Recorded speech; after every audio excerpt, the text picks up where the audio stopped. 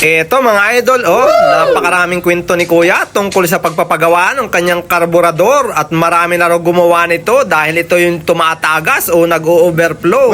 Marami na raw ang humawak nito na mekaniko pero hindi talaga napatino. Kaya't hinanap niya talaga itong aming shop dito sa Katanawan. At nang mabuksan ko nga ito mga idol, ayun, nakita ko agad ang floater na mali na ang adjust niyan mga idol. Sakal na sakal. Kaya't ang kwento nga dito ni Kuya, napakahirap daw nitong paandarin at napakahinang bumata.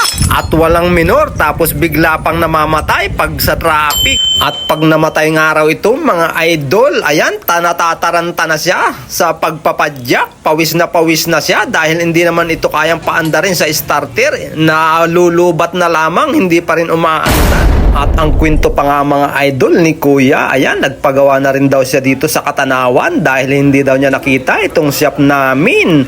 Ay hindi raw din talaga tumino. Ano bang mayroon dyan sa karburador mo Kuya? Bakit hindi kayang patinuin yan? At ayan mga idol, kaya siya nakapunta dito ngayon mga idol. May nagsabi na kapitbahay nila yung nagpagawa nung isang araw dito sa amin na dito matatagpuan.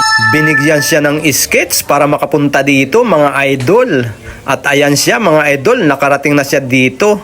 At ang masasabi ko lang sa iyo Kuya, congrats, hindi ka nagkamali ng mekaniko na pinuntahan mo. Wow! Dahil lahat ng problema sa motor, kaya natin diskartehan yan at kaya nating ayusin. Kaya yung problema mong matagal na dyan sa motor mo, ngayon, sosolusyonan natin yan. Pwede na!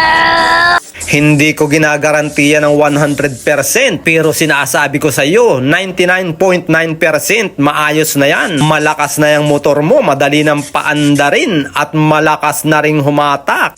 Good job! At 99.9% hindi na yan mag-o-overflow. At may tamang minor na rin yan. Hindi na rin yan mamamatay-matay sa mga traffic. At ang sabi pa nga ni Kuya, pinabili na siya ng repair kit tapos pinagpapalitan na rin ay hindi pa rin tumino. Ganun pa rin, talagang tumatagas pa rin ang tumatagas. At daladala pa nga ni Kuya yung mga pinagpalitan. Tapos Oh yung my God! repair kit na binila niya dati. Pero yung ibinalik ko dito mga idol, lahat ng original, yun ang ibinalik ko dito dahil yun naman ay ayos pa talaga mga idol, hindi pa yun sira. At ito na nga mga idol, ayan, ibinabalik na natin yung tamang adjust, yung floater niya kasi sinakal masyado yan, pinatikwas yung yung nakatukod doon sa kanyang jet float.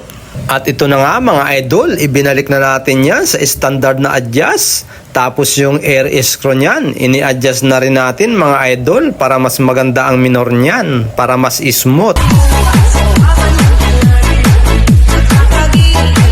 At ito na nga mga idol, ayos na ito dahil na-adjust na natin sa tamang adjust yung kanyang floater.